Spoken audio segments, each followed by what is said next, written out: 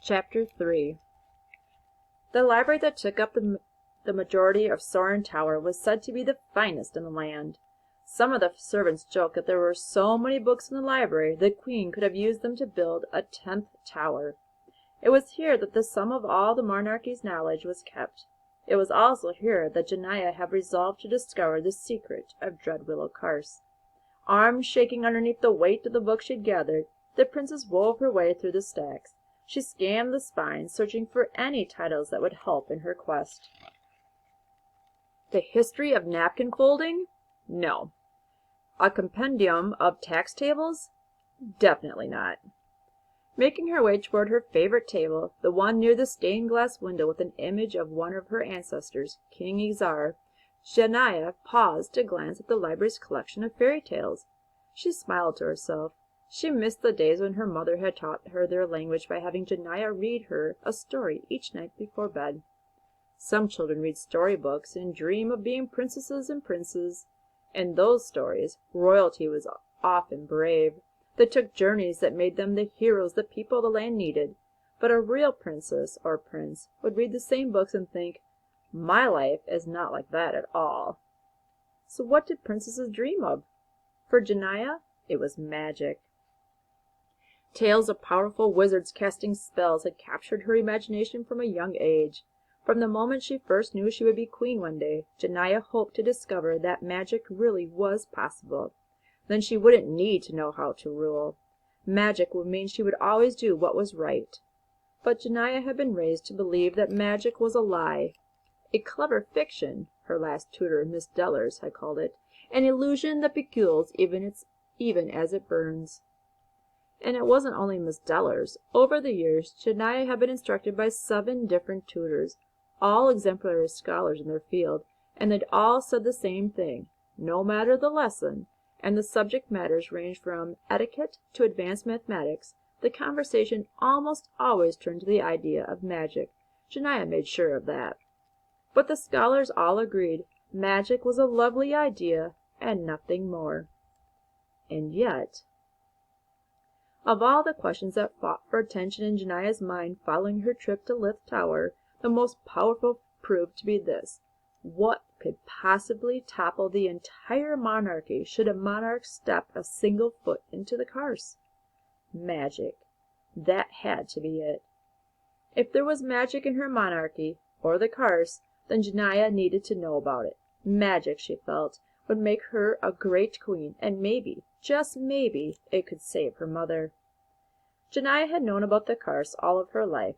It had never been more than a fable to her, a scary story that the royals told one another in the darkest nights of nights. But even though curiosity ran through Janiah as if it were her very blood, she never before felt the need to learn about the desolate place. What had changed, and why? Because last night she had seen it. The Carse, the warning.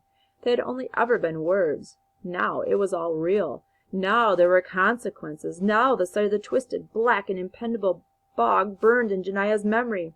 Each time the image invaded her thoughts, questions, like flaming arrows in the night, accompanied it.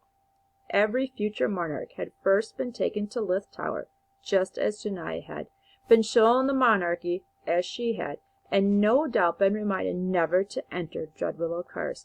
And for more than 1,000 years the monarchy had endured and thrived. Each monarch had obeyed. Yet since seeing the Carse, Janiah had been unable to stop the deluge of questions that occupied her thoughts. This vexed the princess. Questions without ready answers were new to Janiah. Growing up, she had had very little to wonder about. From an early age she had been spoon-fed all the things she needed to know. If her mother told her something, it was true. A queen was not to be disputed. If a tutor taught Janiah history, she could rely on the account, as her mother had chosen the tutor. So it was very strange for Janiah to suddenly find her brain exploding with queries and quandaries, and the notion that there were things to know that weren't just going to be imparted to her, as had been her experience. Things she shouldn't know, but felt she needed to. Where had the decree come from? Had anyone ever questioned it? Were other inquiries as swiftly silenced as Janiah had been? Had any of her ancestors, stalwart and beloved leaders to the last, ever tried to learn more? Had Jania's mother, who had never accepted any answer she didn't like, ever once sought the truth? Jania had tried to shake off her doubts. She promised her mother she would never go to Dreadwillow Ch. That was what it was to be queen. But ignoring questions didn't banish them. She knew there was only one thing to cure the sickness of curiosity, just one sure tonic: answers.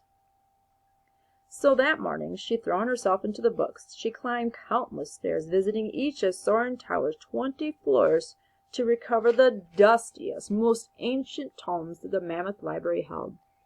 She curled up in different corners, resting books on her knees and struggling to translate forgotten languages she barely recognized.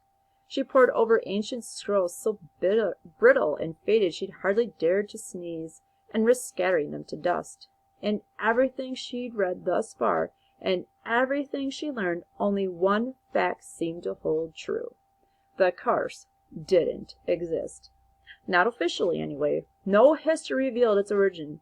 No royal biography mentions its significance. In all, Jania examined nearly 80 texts, some rumored to be as old as the land itself, and only 3 mentioned the curse. Those 3 tomes told her what she already knew: if any monarch enters Dreadwillow Ch, then the monarchy will fall. Exhausted after hours of reading, Jania slumped over a table. She just closed her bleary eyes when a thunderous crack announced the opening of the library door. She looked up, startled. She'd asked the servants not to disturb her, so who was possibly... A short, round man with stickly pale skin bounded into the room. The princess blinked at the sight. The man wore ratty old furs tied to him with frayed bits of rope. Jania almost couldn't see his face for the salt and pepper hair that engulfed his head. His bare feet were coated in an inch of oily black mud that squished with every step he took. A weathered leather glove covered most of his outreached left forearm. A sleek falcon with feathers that matched the man's hair's color gripped the glove with shiny white talons. Was this? Couldn't be. In her drive to learn all she could about the Ch, Jania had forgotten about the new tutor her mother had promised, and even if she had remembered to expect him, nothing would have prepared her to expect this. The man, who had a distinct waddle when he walked, stopped next to Jania. A strong odor of lavender and sulphur hovered above him. He smiled broadly, revealing crooked teeth, one of which was framed with a thin strip of gold. You must be Jania. The princess's eyes narrowed. Typically, anyone who approached her did so with a bow, called her Your Highness, at the very least referred to her as Princess Jania. She never really liked the formality, but its absence was peculiar. The man flicked his wrist. The falcon cawed, flew into the air, and perched atop the nearest bookcase. I believe you're expecting me. No, the princess thought. No, I really wasn't. But she nodded hesitantly. You're my new tutor? Then the man squinted at this. His eyebrows swallowed his eyes. If you like. Jania started to wonder if an intruder had entered the castle. Her past teachers had worn the long, flowing robes of a scholar. They carried sacks full of books, assorted quills, and dioramas depicting key events in the history of the monarchy. This man had nothing except his glove and the bird. I don't believe, she said, eyeing the falcon above, that animals are allowed in the library. And why not? The man demanded, scratching his thick beard. Gerhard up there? He has as much right to learn as anyone. But he can't read. Reading, the man said, pulling up a chair, is just one way of learning. For example, my name is Sconus. There, you learn something by hearing. True? Jania found herself gripping the sides of her chair tightly. What sort of tutor was this? My mother said you would teach me how to be queen, she said, sitting up straight. Did she? I don't recall that being in the job description. Well, then why are you here? Sconus rubbed his hands together. I am here to teach you 3 lessons. You will then use those lessons to set yourself a 4th and final lesson. And then I'll know how to be queen? Sconus sniffed. Is that important? Jania's heart felt. He wasn't making any sense. This odd man did not seem capable of teaching her anything, let alone how to rule her people. Clearly the queen in her weakened state had not been very diligent in choosing her daughter's new tutor. "This is your first lesson. It's—" Sconus paused as Janiah scrambled to take out a piece of parchment and dip her quill into an inkwell.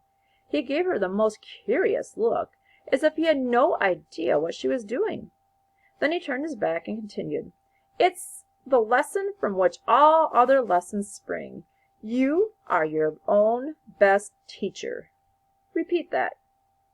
Janiah's brow furrowed, but she obeyed. "I am my own best teacher." Sconus spun around. "Do you believe that?" "Do I believe what?" "That you are your own best teacher." Janiah looked down at the parchment and quill. She found herself longing for Miss Dellers. Things were much more clearer with that stately woman.